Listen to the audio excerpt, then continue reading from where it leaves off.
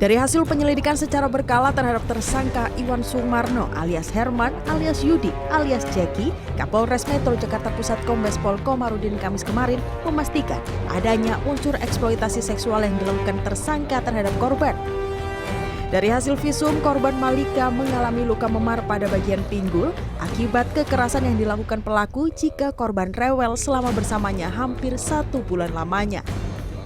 Dan selama itu pula hasrat pelaku yang diakui saat pemeriksaan juga berencana melakukan pelecehan terhadap korban dengan iming-iming.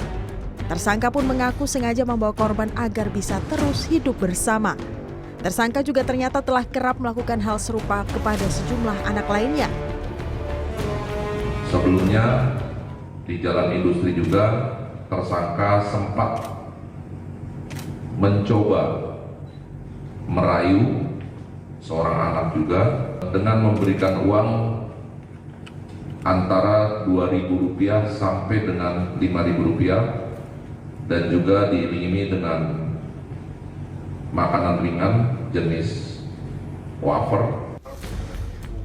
Sebelumnya pada Kamis siang, penyidik Polres Metro Jakarta Pusat menggelar pertemuan dengan berbagai pihak seperti Kementerian PPA, Kementerian Sosial, Lembaga Perlindungan Anak Indonesia, dan KPAI. Pertemuan tersebut guna meminta progres dari masing-masing lembaga dalam melakukan pendampingan terhadap korban untuk menentukan jerat pasal bagi tersangka. Saat ini korban masih menjalani pemulihan fisik dan mental di Rumah Sakit Polri Kramat Jati.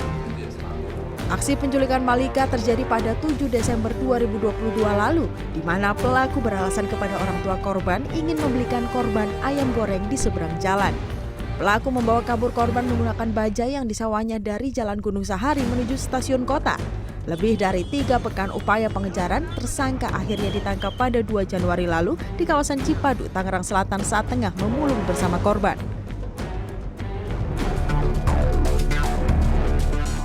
Santoso alias Prawiro, warga kampung Pandansari Semarang yang ditangkap tim Tebas Polsek Semarang Utara karena diduga menculik seorang bocah 8 tahun di Semarang, Jawa Tengah pada Selasa dini hari lalu, ternyata merupakan penjahat kambuhan. Dari hasil penyelidikan polisi, pria 64 tahun tersebut telah 2 kali masuk penjara melakukan penipuan dan penggelapan. Beberapa warga pun pernah didatangi Prawiro yang mengaku sebagai dukun yang dapat menggandakan uang ataupun menyembuhkan orang sakit. Yang bersangkutan seorang residiv dan sudah melakukan ataupun sudah pernah menjalani hukuman di beberapa tempat di Klaten sama Semarang Kota juga. Sementara itu dalam aksi dugaan penculikan terhadap WB bocah 8 tahun, Prawiro juga membawa kabur motor orang tua korban. Datang ke warung kita untuk minta dianterin ambil rongsokannya dia. Sudah kami antarkan. Tersangka itu langsung membawa lari motor saya dan anak saya. Kepada polisi sendiri, Prawiro menolak disebut penculik, namun dirinya hanya ingin membawa korban untuk mengaji ke pondok pesantren. Tim Liputan CNN Indonesia.